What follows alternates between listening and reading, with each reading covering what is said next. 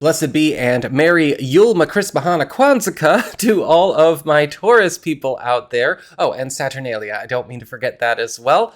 I hope you are all having a wonderful holiday season as we close up 2024, and it's time to see what your final week's astrology and tarot forecasts are as we get ready to wrap up the new year. That being said, I do also want to remind everybody that I have got a big end of the year blowout sale going on right now till the 31st, and if you are interested in getting in on that, head on over to my website, integrativemysticism.com, or follow the links in the down bar below. So what's going on when it comes to your week? Well, on and around the 26th, we've got Mercury in Sagittarius forming a T-square to Jupiter retrograde and to Saturn. Jupiter retrogrades in Gemini, Saturn is in Pisces. And on the surface, superficially, this can look like a very tough aspect, but this is actually a blessing in disguise. Because when we have this kind of T-square, we have hard-learned lessons coming up with wins. Now, for a lot of you, this is going to be a period where the second half of this week is going to be giving you a chance to secure some kind of new career, financial, or maybe even social life boost that is going to help you to see where you've been getting something wrong in some kind of work strategy, a friendship, a relationship, or possibly something around a career plan or financial plan for the future.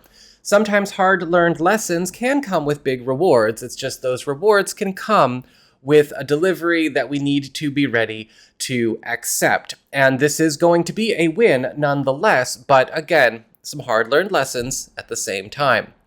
On the 29th, we've got Chiron turning direct in Aries, which is bringing in a theme of recovery from setbacks. That's going to start on the 29th, but carry on for this next couple of months. And for you, this is going to be really taking a hard look at your history. This is falling in the area of your chart that rules secrets, past, and hidden matters, privacy, and old business. And when we have this kind of thing lock in for you Taurus people, there could also be an opportunity for you to make some recoveries from some setbacks that may have happened to you in the past that could still be exerting an influence over the present. So that's what we've got for your astrology and the weather. Let's have a look and see what's going on with your tarot and the traffic. All right, Taurus, here is your tarot traffic. And for your spiritual theme or the big focus for your week, you've got the Nine of Wands in reverse. And so this week is going to be all about managing openings and where openings can be good for you, but also at the same time where you might be too vulnerable or too open to things that really aren't helping.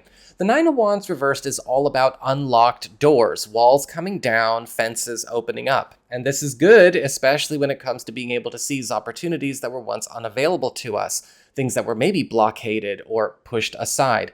However, with the Nine of Wands reversed, mind your own vulnerabilities this week, mind your own boundaries, and where you might be a little bit too tolerant to the point of being careless with situations where you can't have too much exposed.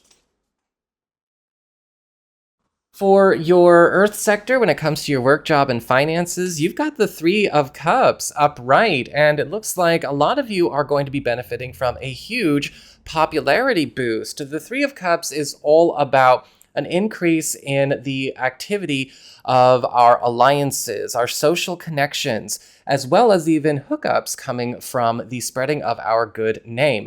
Now, for a lot of you, this could be a week where a lot of new financial opportunities, good money opportunities, or maybe even some kind of professional lift is coming with the help of the people that you are most connected with, whether it's your network or even personal contacts and personal connections.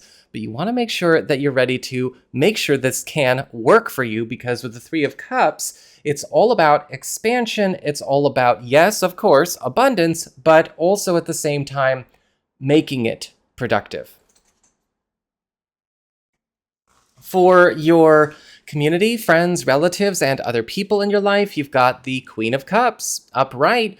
And this week, there could be somebody attempting to get more involved in your life in a way where they could put a shine on some things that maybe you haven't had a chance to put a shine on yourself.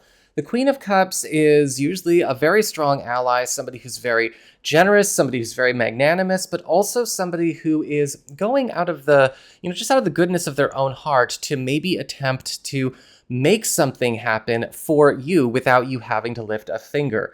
I often refer to the Queen of Cups as the fairy godmother kind of card.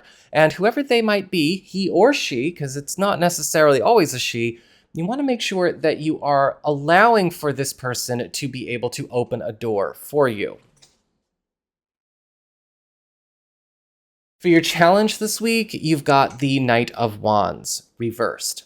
And the Knight of Wands reverse is indicating there could be some issues that come up this week around at least one flaky character or flaky situation. The Knight of Wands reversed is all about scatterbrained, disorganized impulsivity running amok. And this could actually be a person that could be spoiling something through their own idiocy, or this could even be just a mood that seems to be running through a group. A lot of the times with the Knight of Wands reversed, this could indicate a plan or an initiative not working out or needing to go back to the drawing board, or even somebody that you may need to be ready to replace or work a long circle around to make sure everything's okay. And for your relationships with love, romance, and partnerships, you've got the Temperance card reversed. And the Temperance card reverse is indicating this week there could be some issues coming up around an irreconcilable incompatibility in a situation with a partner.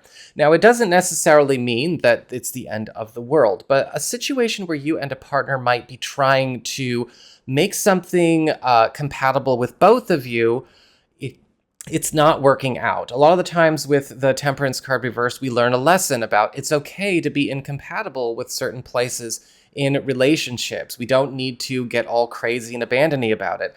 But sometimes what can happen is that we might have to see where somebody is trying to force another person to be compatible with something that they're not. And a partner could be doing that to you, or you may discover where you're accidentally doing that to a partner.